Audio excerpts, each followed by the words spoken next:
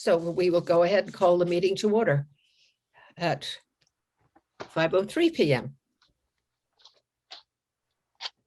And the first order of business is to review the minutes from May 28th, 2021 meeting. Make a motion to accept the minutes. Thank you, Donna. Do I have a second? So moved. Any additions, corrections? All those in favor of approving the minutes as circulated, please say aye and raise a hand. Aye. Okay. Resident and citizen participation. No residents or civic community members have attended the meeting so far. COVID-19 updates.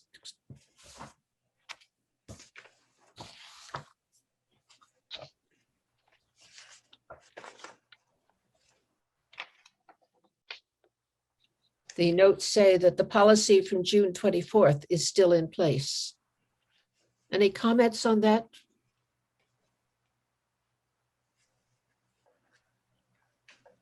Okay, we'll move on to review Section 8 Administrative Plan Changes, which is in your white section here.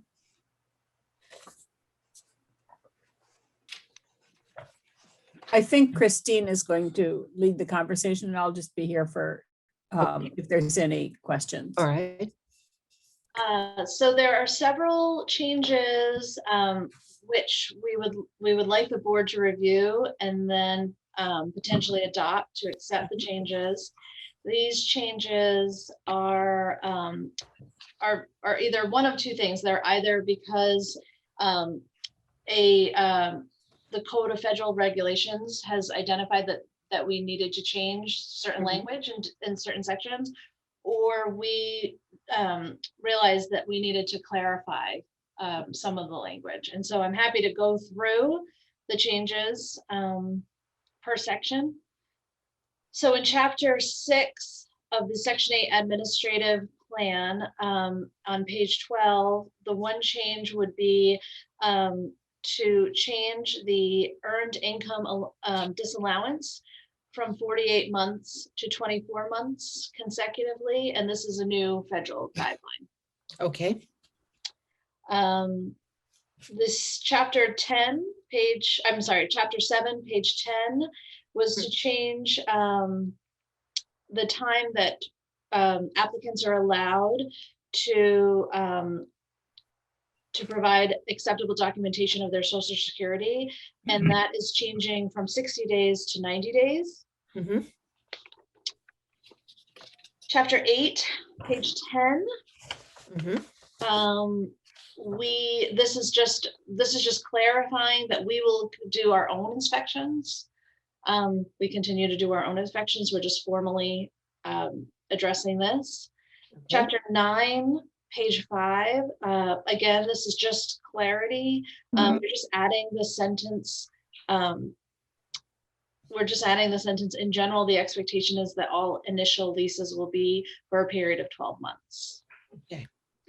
Chapter 12, page 4. This is a HUD requirement, and this is in terms of the lifetime sex offender registry. If BHP discovers that a household member was subject to lifetime sex offender registry at admission and was erroneously admitted after June 23rd, 2001, the assistance to the member will be immediately terminated. Again, this is a HUD regulation. Okay. Chapter 13, page 13. This is just to have language in chart. This is just to add the specific language in case a home is foreclosed on, whether that was a property of ours or a property of in the community, that the person who holds the voucher would continue to hold the voucher. Mm-hmm. And then chapter 15 is there's sort of a lot of there's a lot of pieces, and it's all around the choice mobility voucher. Mm-hmm. The reason we clarified this was because when we originally this is in the RAD admin plan. When we originally developed the plan, we had used the terminology 3 out of 4 households would be eligible to apply for a voucher for a, am I saying this wrong? Jeanette? Yeah, the ratio of giving us a CMV, I can't remember what that stands for The now. choice Choice mobility. mobility voucher would be 3 to 1, and that would, so to clarify that, it makes it sound like every 3, there'll be 3 vouchers given to the choice mobility people before there's ever a voucher given to somebody on the regular housing wait list. Housing choice voucher, this is the Section 8 wait list. And what this is actually, this is the language from the Federal Register that it says 75%, and we interpreted that as 3 to 1, but it's actually 75% of the turnover vouchers from the previous year. So if you have 3 vouchers returned, 75% of that would be just a little over 2. So it wouldn't be 3 to 1, it would be 75% of the vouchers. It just clarifies it and uses the exact language from the CFR. Okay, And there are a couple other little explanations in, like, what does it mean to be a tenant in good standing, that are just clarifying, but they don't actually change anything. And this doesn't actually change anything either. It just clarifies it and makes it easier to understand and apply. as I'm reading it, it appears that it's trying to clarify the acronyms. A tenant Well, that was in voucher is the same as the HCV, housing Yeah. choice voucher. That was actually in the original one. Most of this is in the RAD administrative policy, but it also needs to be in the regular Section 8 Okay, admin plan. okay. The next one, the eligibility for the choice mobility voucher, so forth. Yeah, All of that's these are all. modifications of the RAD. That's all chapter 15. And Okay. we're just adding that to the Section 8 admin plan and clarifying it in the RAD plan. So that those whole 2 pages are that. Yes. And so that's the rest of the document. Well, there's one little Yep, page there's here one with little just a snippet at couple. the end that's just changing the language on the cover and page, and then also this changing the same language above for the choice mobility vouchers. Okay. And We so have a potential motion to adopt these changes to Section 8 administrative plan. Do I hear a motion? And just so that you know, I will clarify that when you adopted changes to your ACOP for those of you who've been here to do those, you had to have a public hearing, and you had to have time for public comment, and then you had to adopt the changes. But that isn't true for Section 8. You just publish them to the board and the board approves. Okay, that's very helpful. So it's up to the board. Mhm. I move approval. Thank you, Byron. I'll second that. Okay. Any further discussion on these administrative plan changes? You ready for the vote? All those in favor, please put your hand, say aye. Aye. Bye. Opposed? Abstaining? Okay. Let's move on to moving to work, otherwise known as Brattleboro Housing Opportunities. The ACC, the agreement was sent to HUD, and we're awaiting approval. Yes, and in the meantime, we're starting to do a little bit of legwork and starting to have community meetings. And so Jeanette has organized this this form that has been distributed, and to share with you. She's also, yes, the pink form. It was also shared with all the staff members as well, to identify whom they would like to meet with, to really get to really have a conversation to answer one big question is how they see Brattleboro Housing Partnerships and what we do, and, you know, where they think we could improve, or where do you think we could grow, and to just giving them that space to have those meetings and to just listen. And so if any board members specifically would like to be at a particular meeting, then all you would need to do is fill this out, or just email me whom you know, what meeting you'd like to be at, and we will make sure that you receive an invitation as well. Great. Some of these meetings will be on the level of case management, and some of them will be on a different level and might be the executive directors. And so depending on what you would prefer, that would be great if you wanted to identify that as well, or I could clarify later on as the meetings are scheduled. And how many people would you anticipate would participate in each individual meeting? We're hoping to have them to be relatively small. So so one board member at a time, and maybe 3 people at the most at these meetings, maybe 4. The SASH meeting might be a little bit bigger. I think she's going to hold it after her SASH team, monthly SASH team meetings. There might be a larger group, but some of them may be a little bit smaller. Okay. I think that looks very encouraging. And this will also help us, I believe, with our strategic planning as well. It will just be more information for us to have. So it's nice that we're doing it in tandem. Great. If there's nothing more to add to these planning for the small group discussions, we can move on to large projects. Myron has a question. Something more? Oh, Byron, I didn't keep a copy. I wondered if you could send out the list, a final list of organizations. I will. I'll send a digital copy to everybody. That might make it easier to fill in. Great. And remember that some of the organizations might actually end up meeting together as part of like the SASH group, or there's also the COC, and I don't remember, Continuum of Care group, and they might have a conversation. So some of them might be, we might hit some organizations by those meetings. And this is just a list. We were very, people have already added some names to the list, like the Women's Freedom Center that wasn't on the original list. So feel free to do that. good.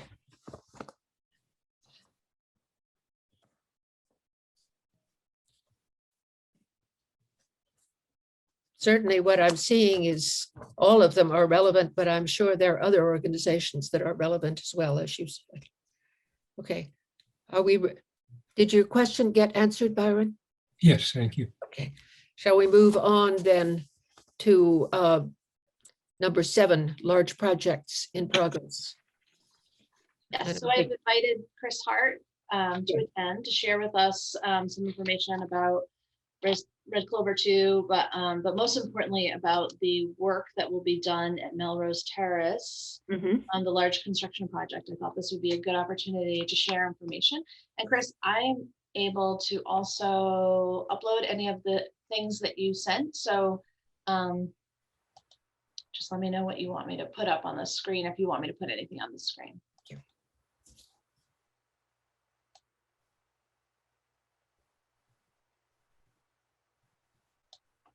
You're muted, Chris. Chris, you're muted. Okay, I don't do this often.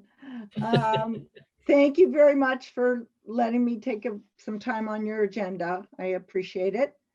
I want to start with a quick history of how we got here, which I failed to put in my written remarks.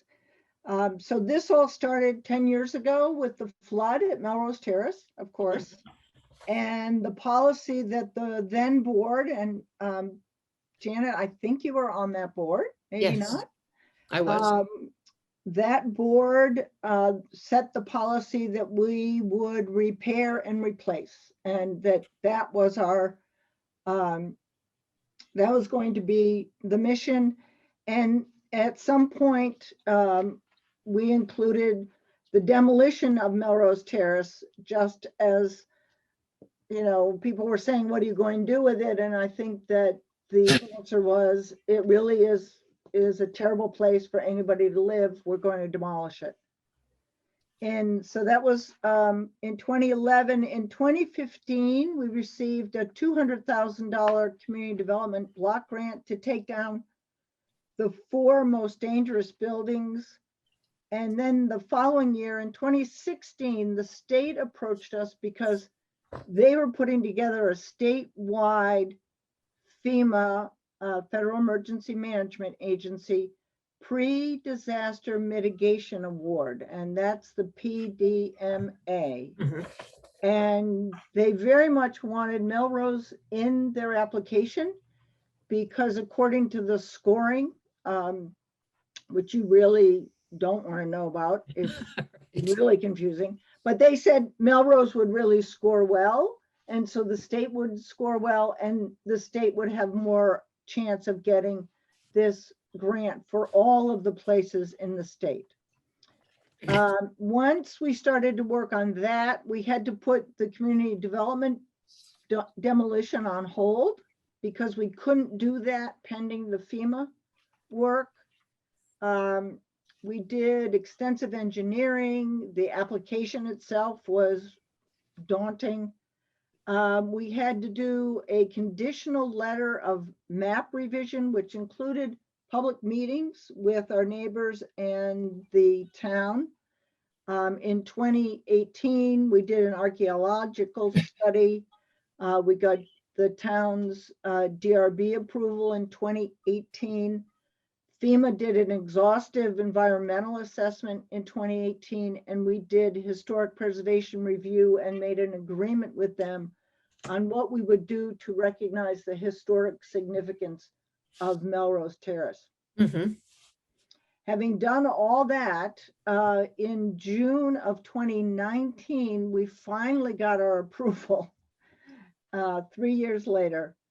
And then in 2020, we were finally able to take down the 4 buildings that we had community development money for, much to the relief of the community development people because we had to keep getting extensions.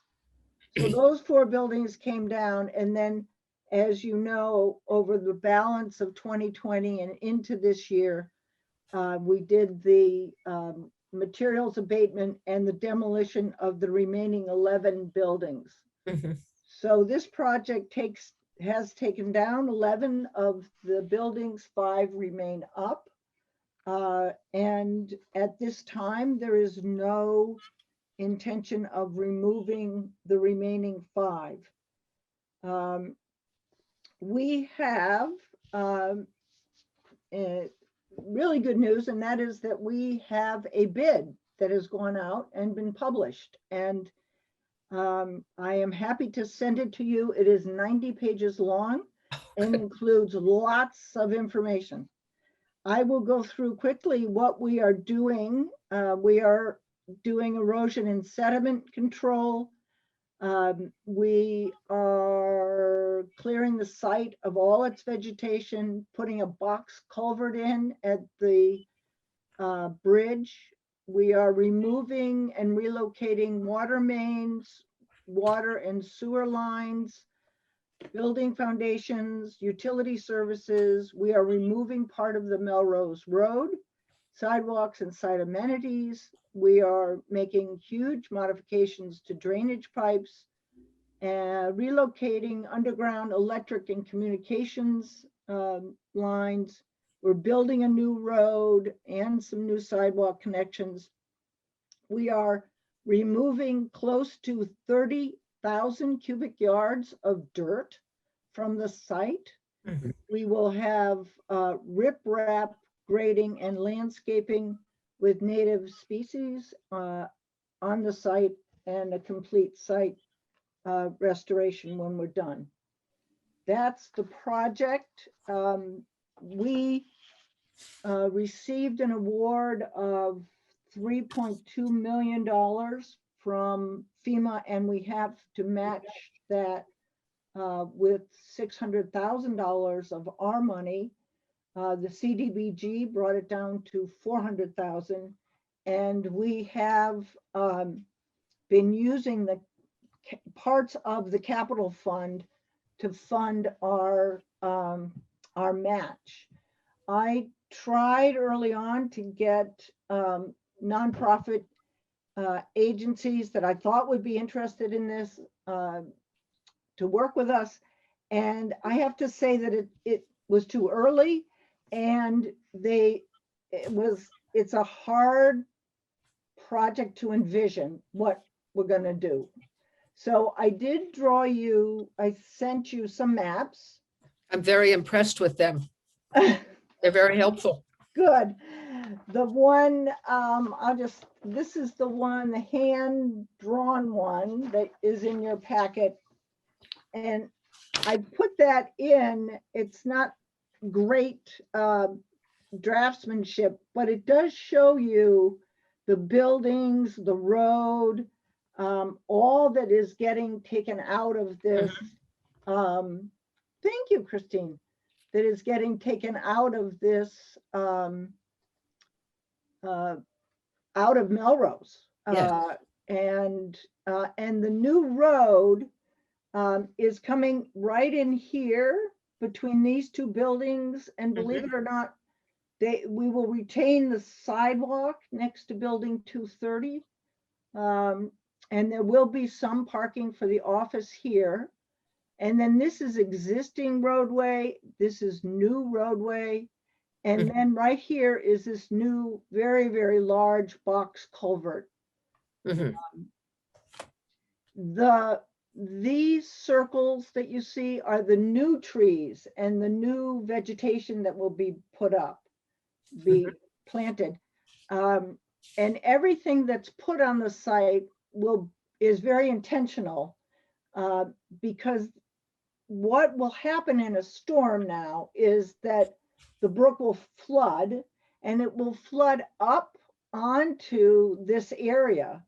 And the plan is that with the plantings that we have, they will capture the oil drums and the propane tanks and pieces of maybe a mobile home or a trailer, a pulling trailer, all of those things, which were very devastating to both us and downstream during Irene. So they would be captured here intentionally. Water will be captured here intentionally. That horrible velocity and fierceness of the water that we saw during Irene really would stop here for a little bit and calm down, all of which will be of significant help to the downtown. This really helps downtown substantially because it just stops the water for a little bit. And that's a very good thing. This project, I think it's unbelievable, but we have a permit. Christine just sent it to me today. We're going to lower the brook by 3 feet. I mean, we're going to have equipment right in it and lower it by 3 feet. We're going to widen it by 4 feet. I sent you another map that shows you the difference in grade, where our existing buildings are and the new, there we go. Well, you're good at this. So you can see that our existing grade is brown and the new one is green, and we're digging down anywhere from 3 to 4 to 5 feet. So that's going to be the difference between the new area. And then I love this because you can see this is existing. This will be the new grade, and then we'll have this riprap coming here. Right.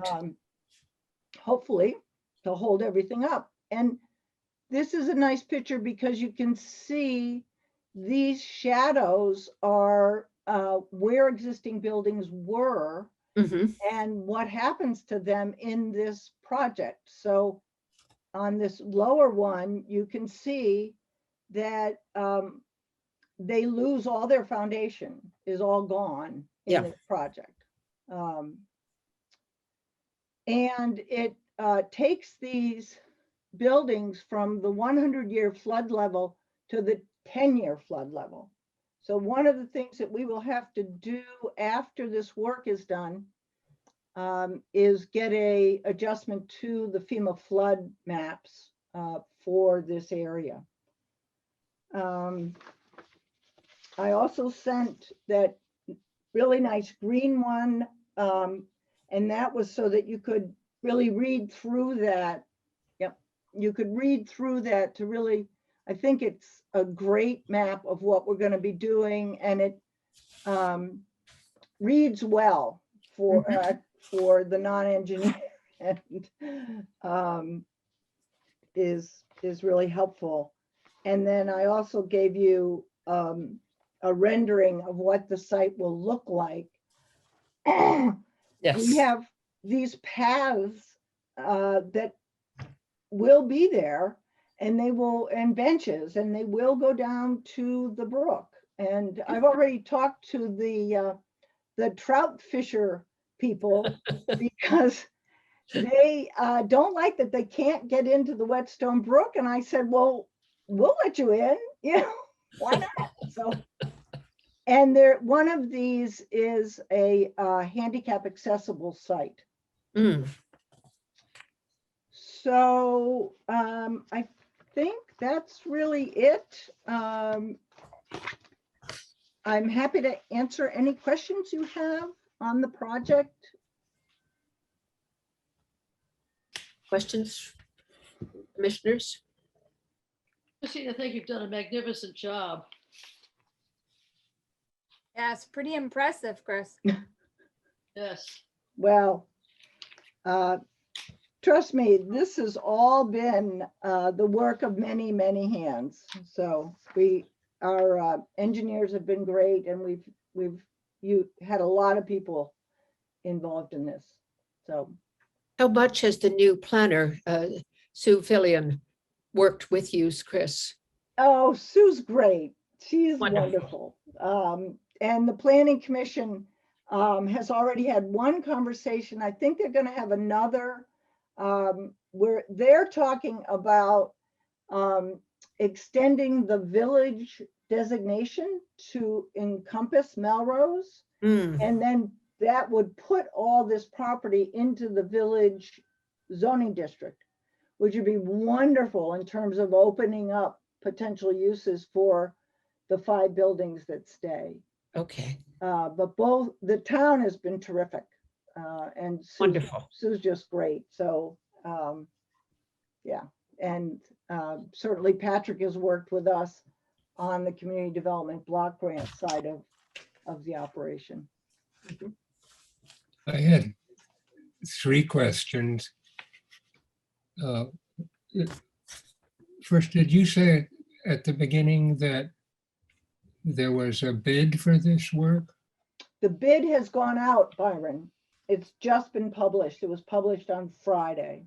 No, I think the RFP has gone out, right? Yeah, Oh, I'm sorry. The RFP for the bid has gone out on Friday. okay. The second was, whose responsibility is it to maintain this? So the hope is that once this is done and people see what is there, we will be able to approach the river conservancies and other natural conservancies to take on the stewardship of this property. And it can, under the section 18 that we have with HUD, we got permission to dispose of Melrose for $1. So we can turn over this piece to a conservation group for no cost at all. Mhm. Good. And that would be the hope, is that a conservation group, it's so hard to see what we're going to do. And I think there was some skepticism that we were really going to be able to pull this off. You know, we're a small little housing authority and this is a big project. So I think once it's done, Byron, my hope is that environmental groups will want to be a part of this, and I think they will. It'd be great. And the other question was, what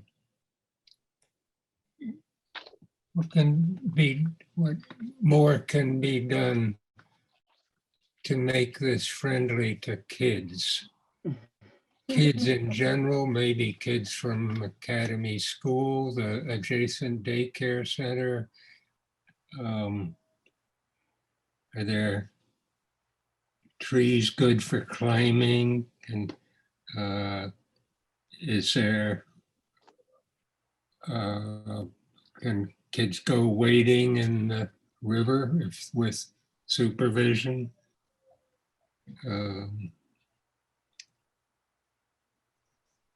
So the answer is that before the COVID shutdown, I had already started to talk to local conservation groups and reach out to the Bonnievale Environmental Center and started to reach out to Academy School. We think that this, because of its proximity to Academy, would be just an excellent place for them to have an environmental studies kind of program for their kids. And they can just walk over here, their paths down to the brook. It's going to be a very, very natural area. It's already starting to come back as a natural area. We see a lot of deer there all the time now. I think it's going to really become more and more of an environmental area. And we really hope that the Academy School will want to use it for their classroom. You know, it's great. It's a terrific asset. And the trees, we're trying to keep as many trees as we can. It's going to be difficult in some areas. So the bigger ones we keep, you can climb. The smaller ones, probably not. But there's certainly a lot there that will be great for kids. I think this will be a really, in the end, we're building a really, really nice park for West Brattleboro and the Academy School and families in West Brattleboro, well, the whole town. I mean, It's really going to be fun when we're done. It's wonderful. Chris, I want to just briefly note that you had sent us as well some descriptions and some pictures of red clover too. Oh, I did, yes, yes. I wanted you to see where we were. We're getting very close. I don't have it right in front of me, but I remember it. I wanted you to see the way the buildings tie together so well. And I really would encourage you to get as close as you can to the one under construction. We've matched the roofs. So that beautiful roof at the main building is carried over to the new building where the underneath is so beautiful. What else were on the pictures? There was just an apartment, a bathroom, Oh, the yeah. lip of the shower. Thank you. Oh yeah, I got all excited about the shower. I thought, oh, they're gonna just read this and go, what a nerd, you know. This woman has been doing this far too long. So I wanted you to see the accent colors. We have accent colors in the building. We have 3 different ones, an orangey one, a blue one, and yellow, I think. Okay. But that's where they go. So that's the kitchen, that door that you see right next to the kitchen, that's the entry. And then right to the right, as you're looking to it, is the closet, the bathroom, and another closet area. Mhm. And then the accent color is carried over to the bathrooms. And the ones with showers finally have a rubber lip that a wheelchair can go over. So it meets ADA, it's all good, but it means that the floors will not get wet. Christine, you can thank me later for that one. Oh, fewer So- floods. Yes, so that building is really coming along. They've been doing paving this week. It should be done Wednesday. And we are looking at getting a certificate of occupancy the 1st of August. But we will have a fairly robust punch list, a fairly robust list of the odds and ends that different contractors need to come back and take care of. Mhm.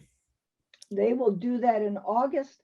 And in August, we will also have the opportunity for the people at Melrose that are moving over there to go over and see their apartment, measure it, look at the windows, you know, whatever. But at least they'll be able to get into their apartment, which is really, really nice. But I request that at a time when you think it's appropriate, that the commissioners have an invitation to go over and see the building. Yes.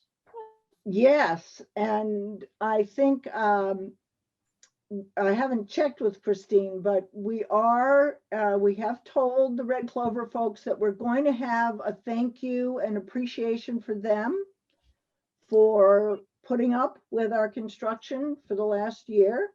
I think that would be a wonderful time for the commissioners to come and join them. And then we're going to take them all through Red Clover 2. Good. And they will be able to get into the building really before anybody else other than the people moving there, which I think is a nice thing. They've really been wonderful with all this. Well, I was remembering the anxiety about it. I'm delighted that they have been good about it. They really have. Yeah. Great. It's- Any other comments, questions from commissioners? So we begin to see the time when we can get rid of Chris. Yes, you do. You can get rid of me, Byron. Yes. Not so fast. There's still some work to be done. Yes, it is coming. I didn't know you were waiting so, urgently for it, but it's happening. Well, I know we're probably in conflict with grandson caring for. Oh, that's all right. Good. These two projects, well, they're just so near and dear to my heart to get these done and to fulfill the promise we made is so important, I think, It's amazing. for us, for BHP. Thank you. Thank you, Chris. Sure. We're going to move on to staff reports. And the monthly property management update in yellow.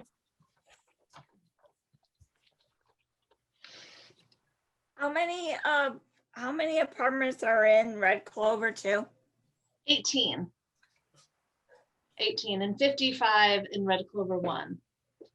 There's 18 units and 17 are 1-bedroom and 1 is a 2-bedroom. And they're really beautiful. I went to see it on Thursday and they're just lovely, beautiful apartments. Wonderful. Huge, big windows, lots of light. They're really, really nice.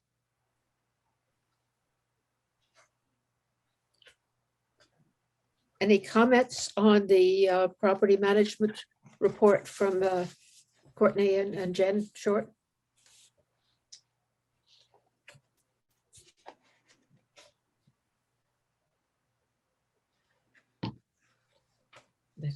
You are living up to what I have certainly been told about Brattleboro. Very little turnover within our units, and Moore Court and Ledgewood Heights continue to remain full. Yes, we've had very, very few people leaving, unless they're moving out of town or Mhm. moving to family or. How are we doing on rent receipts?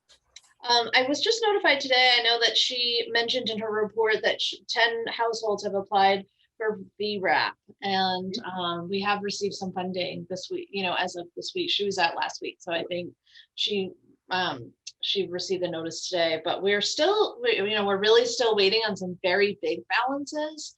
Some of Mhm. our residents who have very, very big balances Outstanding, yes. who have not applied yet.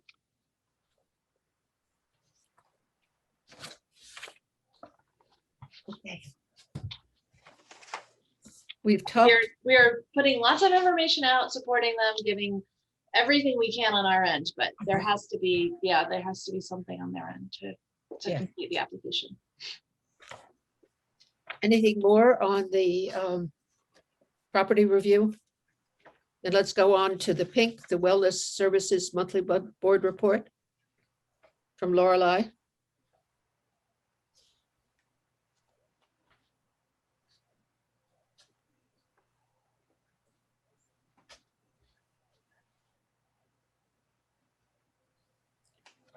As this was written, you were anticipating the new Employment and Education Coordinator, otherwise known as Family Self-Sufficiency position. How has Amy Pandolfi done? She's done wonderfully. She's really acclimated well. She started and she's just dived right in. She's been doing a lot of training. There's a lot of training with this program, and so she's been really diving right into that. And Lorelei has just done an amazing job orienting her. She has put a lot of thought into bringing her on as an employee, and has done just an excellent job at getting her situated, which has been great. We've learned a lot from this, and she's taught me a lot. So we're going to take away a lot of the pieces that she has put into place with this, and then offer them whenever anybody begins with the organization. So, So it becomes a practice, an orientation, not just an orientation of one employee. Yep. That's great. And Shauna, SASH program? yes, and she mentions that we have hired a new nurse. So we have a new nurse who will be working with the program as a contracted employee and contracted nurse for the program. And it is Susanna Shapiro. Great. And so Susanna was the former executive director at Valley Cares, and Right. she has worked with the SASH program for many years. She helped to, she partnered with Brattleboro Housing Partnerships when we opened the panel in Townsend. And so she knows the program well. So I think it'll be a wonderful addition. Great. And Jay Bursky, how's he doing? Jake is doing great. I think I also submitted my notes. We had a resident meeting at Red Clover Commons, and the residents were very excited to share that they just really love having him there. He's been a great presence. He's very calm. He's very thoughtful and deliberate. He thinks a lot about working with residents. And so he's just been a real breath of fresh air. So it's been great having him on board. Knowing that we had such a turnover, that's really good to hear. It is. It's great. We're very, very fortunate to have him on our team. Great. It's like you found people. Comment? I didn't hear the beginning of your comment, Byron. I'm sorry. I just said it looks like you found good people. We did. We So did. you sound like good people. And I always enjoy the SASH flash. I love this. Yeah. I think the sleep hygiene is really interesting. I think everybody can benefit from that.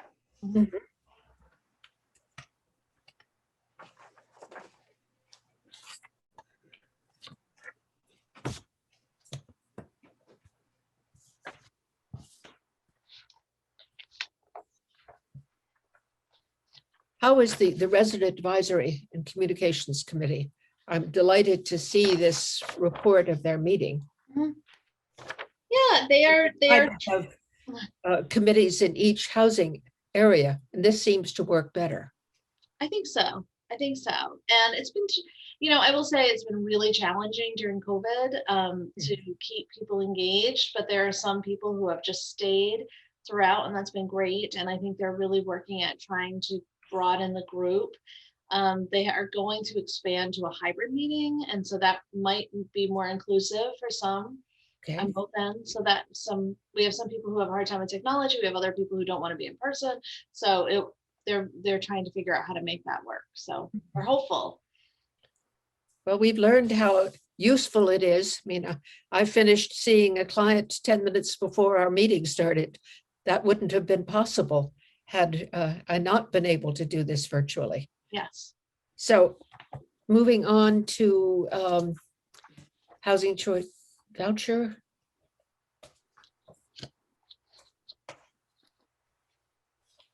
The Shelter Plus Care program.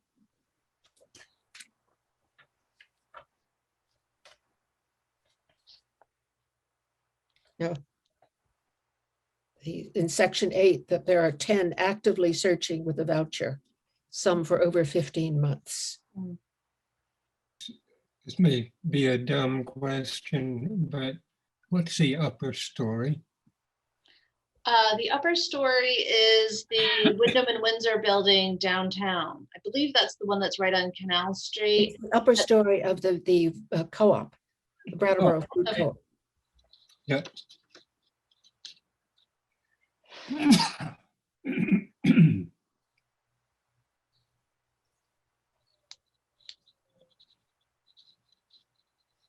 And if you note under Shelter Plus Care, the memorandum of understanding we've been using over the last several years in need of an update. So we just followed through on that. The new grant year begins October 1st.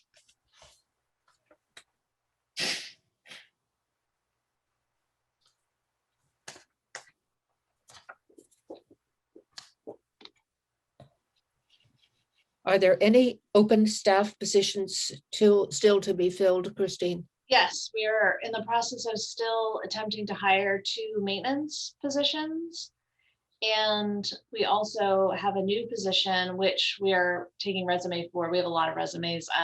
We just haven't had the capacity yet to begin interviews, but that would be for the administrative assistant for the property management and Section 8 program. And so those, the property managers are in the process of reviewing those. We've received a lot of resumes. So we have hopefully some good choices. So Good. we're hopeful for that. But the maintenance has been a little less. We've had fewer and fewer applicants, and when we've gone to call people back, we haven't gotten a lot of responses.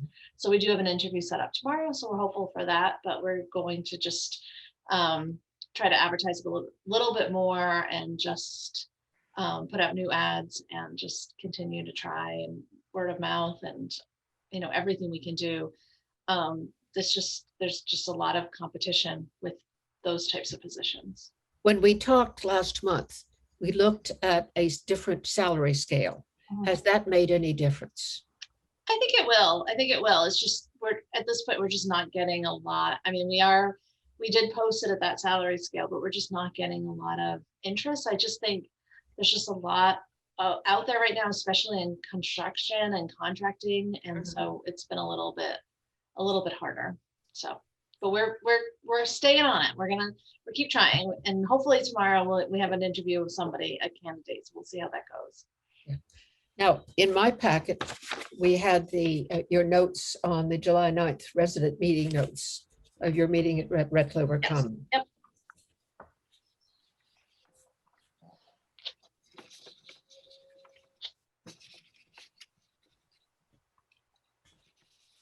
And that certainly was, you say, thank you and gratitude. I'm delighted that you're planning to give them the first shot of seeing Red Clover 2. Yeah, they're very excited. No skateboarding, Christine.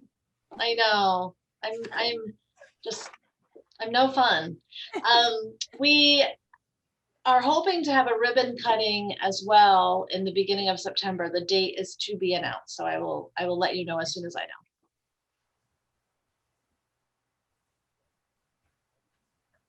And is anybody, quote, important planning to be Yes, remembering that Senator Leahy was here when we, yes, Senator Leahy has expressed interest in attending. And so we're hopeful that he will attend and we'll have a date and I will let you know as soon as possible. We have narrowed it down to a week in September.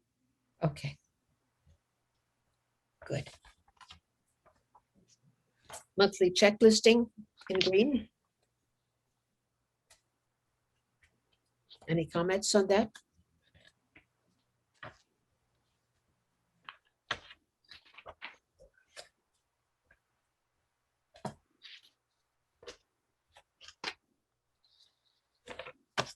And you have already explained to us that the financial Yeah, documents will come in better form. I apologize. I didn't realize I have a copy, that I've been looking at all month and I didn't look at this until I was looking through the board packet. And then I just looked at it. I said, this isn't right. This seems weird. So I think it just got printed wrong. And we were in a little bit of a rush to get the packets out this month. It was my fault. I was leaving to go away for a day. And I think I just didn't, I didn't double check it. So I apologize. I'm really impressed with all that you've managed to do in so much time, in such a short time.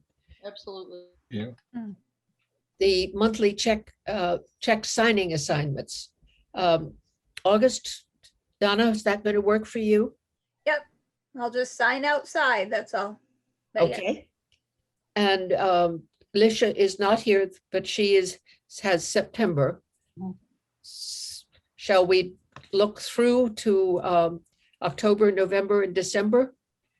I could do October. Thank you, Byron. That's great.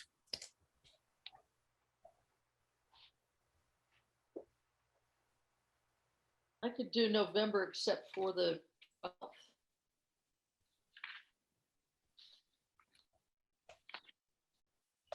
I would try to do December, but I never know. No, I'm happy to do I'm gonna December. get sick or what's Okay. gonna happen. So So I will figuring do in the December. next- In the better weather months, it's better for me. Certainly, if you're going to be signing outside, you don't want to be doing that in December. So, but we have Donna in August and Alicia in September, Byron in October, Liz in November. And if there's one day that doesn't work, Liz, I'll fill in for that and I will do December. The 12th Okay. of the 12th of November. The 12th of November. Yeah. Leaving town that day for the weekend. The rest of it. And after Thanksgiving is just fine. I'll be here. And I enjoy doing it, so that's not a problem. Yeah. Then the next on the agenda is the Board of Commissioners business on strategic planning. Yes, so Maggie Foley has been the person that we chose to help us with the strategic planning. She and I are going to meet briefly, just the two of us, to go over. I want to really help her to get up to speed with how the strategic plan and moving to work will be working together. And so we are planning, I think we're planning to meet this week. So one day this week. So I will, after I meet with her, I will send you all an update and then I will let you know, some scheduling pieces. And Okay. I'll connect with you first, Janet, and then we Thank can you. connect with the board. And September is going to be an incredibly busy month for the whole staff. And I try to remind staff who volunteer for things that even they may be impacted, even if they're not directly working with this, because they'll be backing up other staff members. So everyone is going to be busy. And so really, even if we started some of the pieces for strategic planning in September, we'll be slowly doing that and then really focusing in October. But with the move, I think that's just going to take most of our energy. Do you have an estimated completion time? Yeah, I think, well, to be honest, I'm not sure. I think when I talked to Maggie, I really want to get some feedback from her about what is really realistic, and then I'll be able to let you know. Okay. Because the irony for me is when I was putting everything together, I came upon my materials for strategic planning the last time it was done. So it will be interesting to both compare and see how far we have come. Yes, The new logo and change of name all came out of that strategic planning.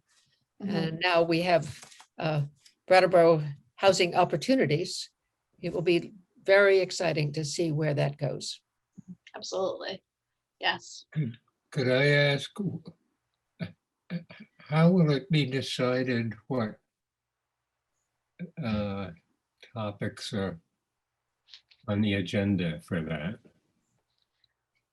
For the strategic planning, Yes, I think that we'll do brainstorm. I mean, I think what I'm guessing is that we'll have some group time where we'll just throw out different ideas. So there'll be opportunities for you to bring things that you would like to be added to the strategic plan. And then, we sort of look at everything that people are saying, whether it's community members, residents, staff, the board, and then we tease out what makes sense, what we can work on, and what we're able to do, what we can do short term, what we can do long-term goals, those pieces. Yes. So there will be an opportunity for that.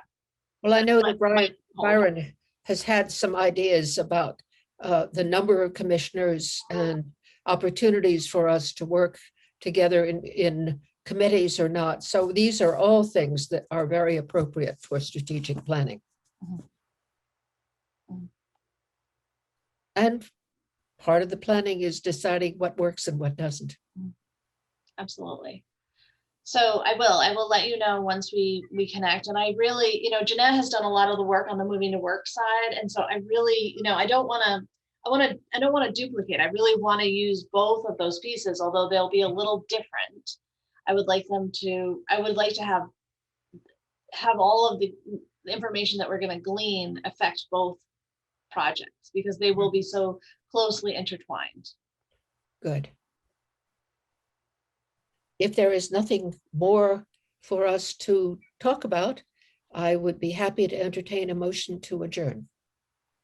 Just one reminder, we have that meeting that we will schedule the meeting on the 23rd. I just thank you all for replying. I think the only person that was unable to attend was Alicia. Is that correct, Byron? Are you able to attend the August 23rd meeting? yes. Okay. Good. Okay. Well, normally I would say we don't meet in August, but I'm very glad we will have a chance to meet on the 23rd and do what we need to do then. And it should be a short meeting. It will be really to just confirm the selected bid for the PDMA work. Okay. Do I hear a motion to adjourn? Oh, Liz, a second? I'll second it. Thank you, Donna. All those in favor, please say aye. Aye. I'm still tempted. All those in favor, please say goodbye. May it be a good summer for you all. Great. Thank you. See you, everybody. And enjoy that vacation and grandchild. Yes, I hear him upstairs. Where's Gammy? Wonderful. Goodbye. Thank you all. We'll see you.